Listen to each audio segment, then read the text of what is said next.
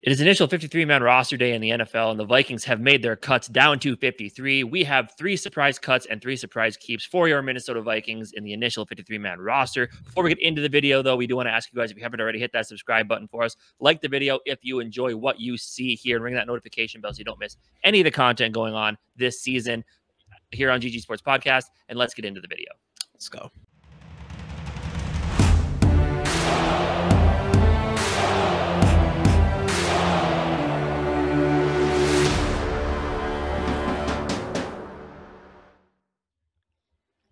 We are finally here. The Minnesota Vikings have cut their roster down to 53 players. There were a lot of cuts that were made that I wasn't too surprised with, but there are a few that I definitely was surprised to see, especially with the makeup of this roster. And we'll kind of get into some of those positions as we go through our surprise cuts and keeps here. Overall, though, nothing too overly surprising. A few positions that raise some concern and make you think that there are still moves to come. Obviously, we need to remember this is only the initial 53-man roster cut here, and only the initial 53-man roster. What were your thoughts upon seeing what the roster looks like to start the year? Yeah, I agree. There was definitely some that were a surprise, for sure, a surprise, and especially mostly from a standpoint of players in specific positions, the amount of players in specific positions.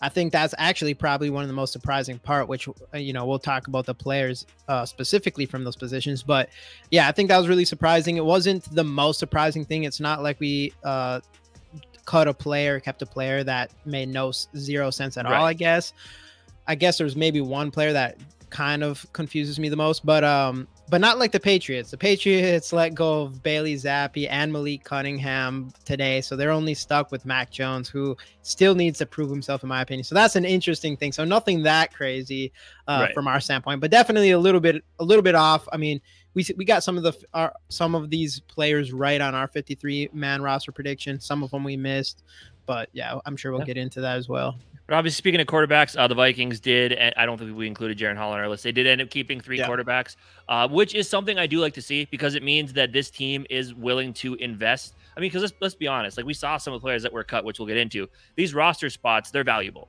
And the fact that they are willing to keep Jaren Hall, or they felt like they wouldn't be able to get him onto the practice squad, the fact that they are willing to keep him, at least for right now, shows me that this team is willing to draft and develop a quarterback. So just for the future, for the people that want a high quarterback pick, it's a good sign that at least they're willing, to use a spot on a guy like this that, a lot of people don't necessarily see being the guy of the future, but they're willing to invest their time and roster spots into a quarterback such as Jaren Hall. So that is one guy they did end up keeping on the roster. But let's segue that right into the first cuts that we want to talk about. At number 3, surprise cut for your Minnesota Vikings this year, we have wide receiver Tristan Jackson. Now, I'm not as high on Tristan Jackson as some others are, but still, I thought he did show flashes to, I'm not surprised that he was cut, but also, he could have been a fringe roster guy, at least someone that you keep on initially, and then maybe try to work him down to the practice squad after he's already on the roster. But,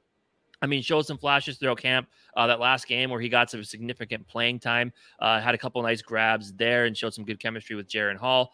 But overall, I guess they felt like they were pretty much set at the wide receiver position. We did end up keeping 6, but we heard all day long that there was trade calls being made for Jalen Reagor. So again, with the initial 53, more moves could be made. I'm sure we'll see more moves made. But anyway, Tristan Jackson not making the roster. What are your thoughts there? Yeah, like you said with Jaren Hall, and him and Tristan Jackson look like in this last preseason game. That one catch, Jaren Hall. First off, amazing pass by Jaren Hall, and it was a beautiful catch by Tristan Jackson that ended up being out of bounds, but still. And this is a guy that has a lot of ability. Every preseason we've had him in so far, or the last 2 for sure, he's looked pretty good. Like, he definitely has the ability to be a good wide receiver in this league. He never has really gotten like a real fair shot yet. I do think I think the part that is surprising to me is just the rumors with Jalen Reagor, and it looks like the Vikings are interested in trying to trade him. So maybe I thought we'd keep Tristan Jackson around just because of Jalen Reagor might be on the move, but we'll see what happens with that. There's a chance that Tristan Jackson could go to I think my guess is we hope that he goes through waivers. We put him on the practice squad again. And if we do trade Jalen Reagor, I wouldn't be surprised if we move Tristan Jackson back up to that 6th wide receiver spot. For sure. But that is surprise cut number 3 for your Minnesota Vikings. We'll move on to our first surprise keep. At number 3 checks in Andre Carter, the second. Obviously, I believe, was he like the highest undrafted free agent by for like a payment standpoint? Yes. We invested the most in NFL history to bring him in. 2 seasons ago, double-digit sacks while playing for Army. This last season dipped a little bit. I know a lot of people had some first-round hype on him coming into this college football season, but he did kind of take a step back. But obviously, you look at the guy with his size, his frame. We know the athletic ability is there. So, I mean, you almost feel like this was a guy that they felt that if they tried to sneak him onto the practice squad, another team would scoop him up upon being waived. And maybe it was the fact that they invested so much money in him, they didn't want to risk the chance of losing that. But overall, there has to be some hope here. I mean, I know Brian Flores has to have some say in these cuts, and I think he has to see something with this guy's frame and his athletic ability to know that you have to keep him around and try to develop him. We'll get into that when we talk about him as talk about another guy as a surprise cut, who this guy could have been interchanged with.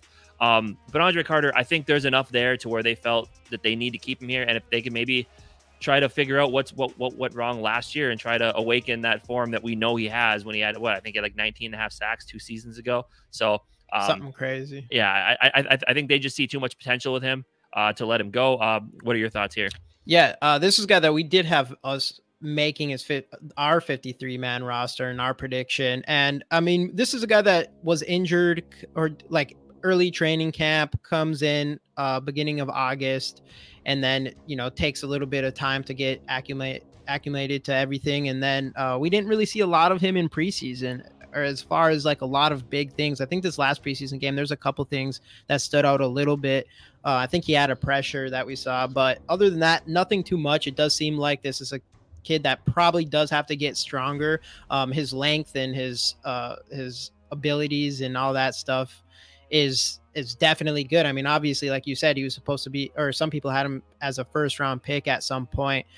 Though I would say, I think the reason why we felt like he would make this 53-man roster, and ultimately he did, was because not just did we make him the highest paid undrafted free agent, Kwesi even came out and said, it feels like we got an extra pick and all these stuff. So I think we were just very high, especially Kwesi was very high on Andre Carter, especially getting him as an undrafted free agent. So it just felt like you didn't want to miss on a guy with this type of upside. And you're picking this guy from a physical specimen standpoint. He's probably not going to come in and he was undrafted free agent. He's not going to come in and just compete with the best right away. It's a guy that's all about his potential. And I think the Vikings are a little bit worried that someone might go scoop him up, because he is a guy that you might be able to turn into, an absolute stud at some point in his career. So I think that's a reason why we kept Andre Carter around. Yep, I would agree. And obviously, as we mentioned, keeping him took up the spot that could have been used for this next guy, our number 2 surprise cut, Luigi Valen. Obviously, Luigi Valen has looked really good the last 2 preseasons. I mean, his size is one thing. You see he's got some good fire off the ball, and he has made some splash plays. And I feel like they could have snuck him onto the roster. I mean, we only do have 5 outside linebackers. Right. So it would have been nice to see him on there and have 6. At least you have a little bit more depth there. I know at some other positions like safety, they decided to keep 6, which is interesting.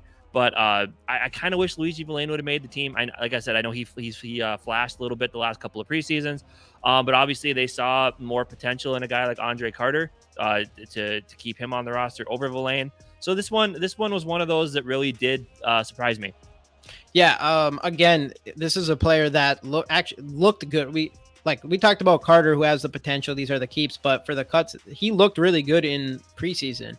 And you said like the last couple preseasons, and this one, I mean, on defense, he was probably one of the standouts throughout the whole thing. I think as Viking fans in general grew an appreciation for him this preseason, and I think he was on pretty much most people's 53-man roster, and he ends up not making it, obviously. So, and you're right. So you do kind of, and there's a keeping a guy like Theo Jackson, which we'll get into, spoiler alert, as another safety instead of a guy like Luigi Valen, who probably, I mean, there's obviously 2 spots on the field for his position compared to, well, I guess there is 2 for safeties, but there's specific spots for safeties.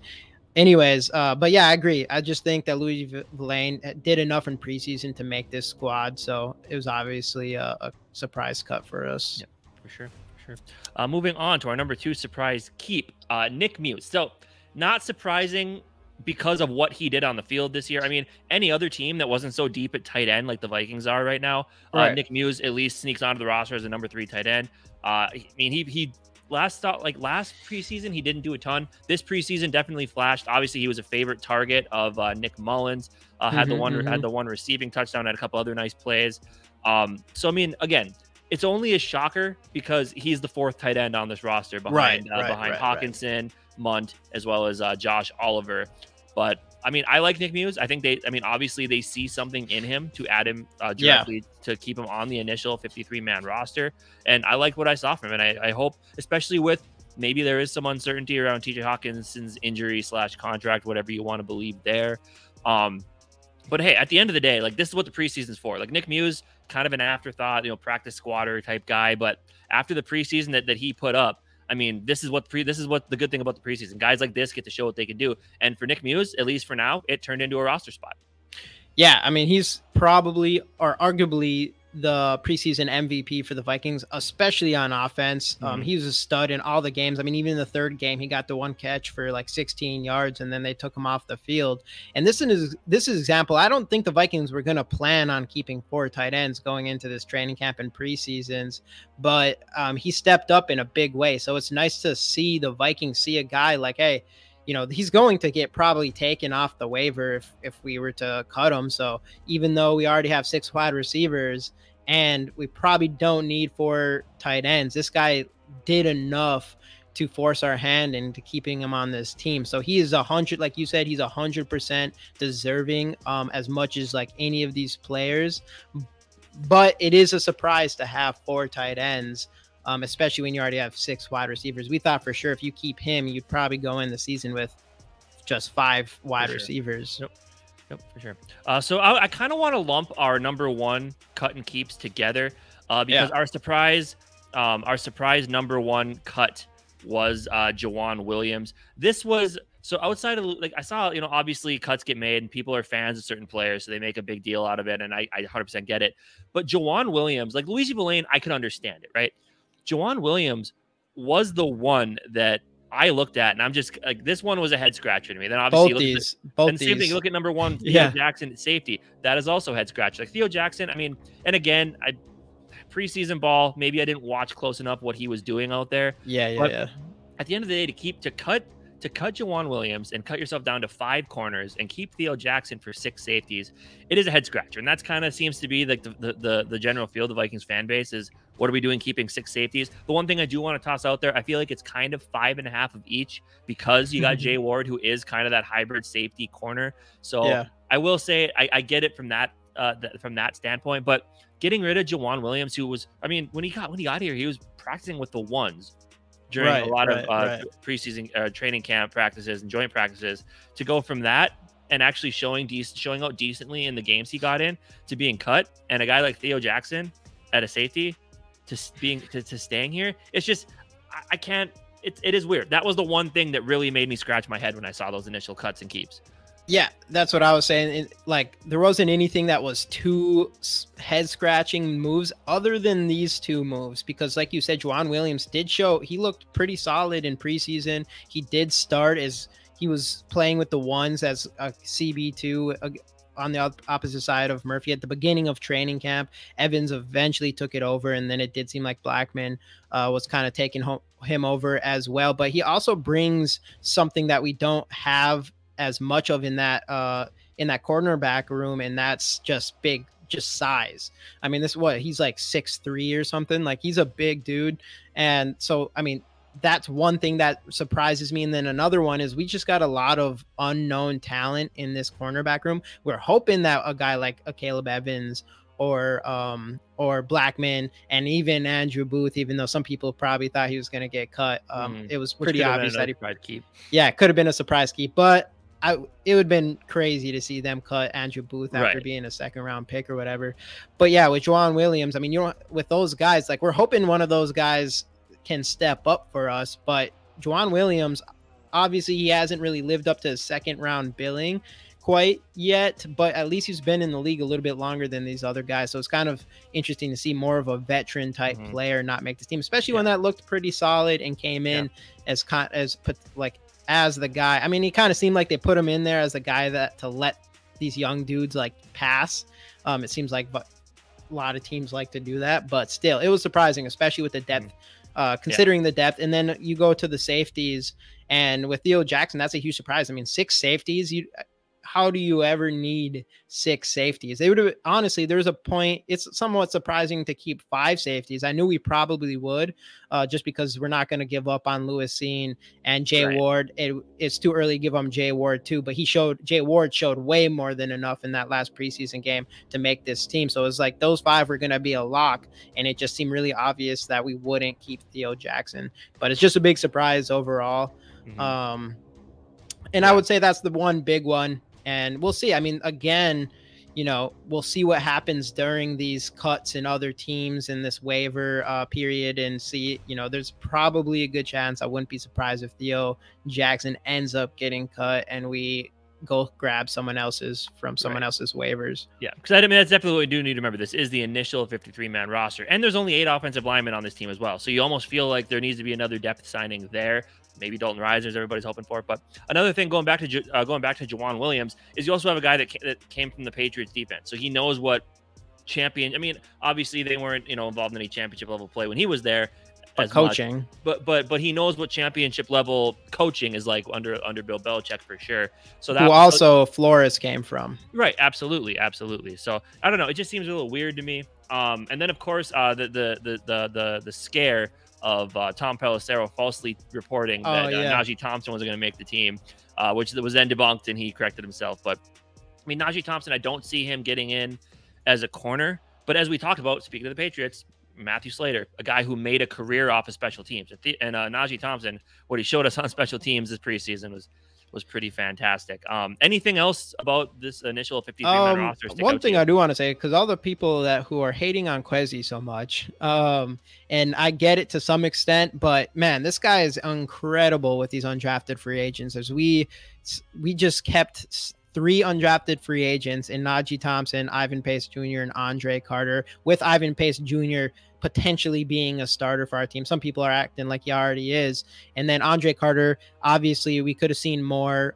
We don't know what we have in him yet for sure, but then Najee Thompson coming in and looking that good as a gunner so early in his NFL career. So, I mean, that's huge props to Kwesi. I don't know how you can say all you want about his draft, but man, those 3 players, that's massive for him. So I want to say that right away. But other 53-man roster stuff, McBride, he got cut.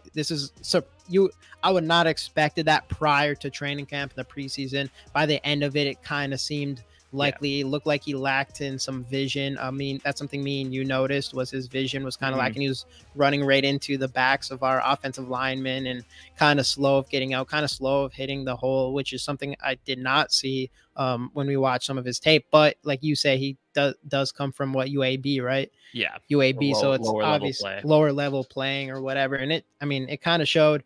So it's not super surprising, but then it was at the same time, it was like a player that a lot of people probably were hoping at some point was going to be looking really good. And similar with Jaren Hall. I mean, before last preseason, we didn't have him making the 53-man roster, which was a lot more fair. After the preseason, I would have said for sure he is, especially seeing him play 4 quarters. And then KOC coming out and saying that everything he did about pretty much that he's going to wanting to keep Jaren Hall around and Trey Lance stuff, other players. I thought it was kind of shocking with Asezi Ademawo being cut. I mean, especially with, he was a 2022 5th round pick, and especially with the lack of depth at defensive tackle. I thought they want to keep as many bodies there as possible. Hopefully he ends up being a practice squad guy. I think I put on Twitter, hopefully he rows the boat to the practice squad. Little gopher joke there. But that was one of them. That was one of the other cuts that I was a little bit not like shocked or surprised, because I mean, a 5th round pick, you know, didn't get in a ton. But a little bit like, oh, that's odd, but could have used them. But another one, and we were kind of alone on this actually. We got it correct, I believe, but was the offensive line. I mean, what did we end up keeping for offensive line? Offensive line, Christian Darrisaw, Ezra Cleveland, how many? Ingram, 8. Brian O'Neill, Austin Schlottman, Blake Brandel, and Oli Udoh, which I think we were pretty close on. I think that's exactly what we did, because we were just deciding on Vidarian Lowe, but we ended up not putting him on there. Vikings ended up trading him, obviously, for a 6th round pick. So we didn't keep a ton of offensive linemen, which makes you think that I would not be surprised if we're going to go out to find some during this waiver period as well. Yeah, and Reisner's still on the board. He's still not playing for a team. So it'll be interesting to keep an eye out on that, because I mean, then other names to watch. Bradley Roby was officially released today as well. Or was he always out there? I think he was always out there. He's the one that came and visited us, wasn't it? Yeah, that's right. But yeah, I mean, other than that, I'm trying to think. There is obviously we kept, so one interesting take too is Kene Nwangu. He's made I knew he was gonna make the roster. I'm still a fan. Casey's not as much into him, but we don't know what's going on with him. What's going on with his injury? We thought he'd be put on the IR potentially, and we'd see Dykes in there instead, but that is not what happened. Dykes got cut, and Kene is on the 53-man roster, so that must mean that he's going to be coming back soon. Maybe they're just being precautionary with him and his injury, and just making sure he's ready for week 1. Or potentially they could sneak him onto the IR, because I know if you put a player onto the IR before the 53-man cut down, they're out for the season. Afterwards, it's only for the first 4 weeks or for 4 weeks or whatever. So is that what we're doing with he's on the non-football injury list. That's different. Okay. Apparently. I think he still has to be out. Yeah, I think he still has to be out for a certain amount of time. But anyway, interesting. Those were some of our surprise cuts and keeps from the 2023 Minnesota Vikings initial 53-man roster. That is one of the things we do need to remember. It's initial. This roster will look different by the time the season starts. We'll keep you all updated in the next couple days, there'll be moves, and we'll be sure to keep you guys updated on those. Thank you guys for joining us in this episode. If you liked it, drop that like. Let's go. Drop your comments on your surprise cuts and keeps from the roster, and we'll see you guys next time on the GG Sports Podcast. Skol Vikes.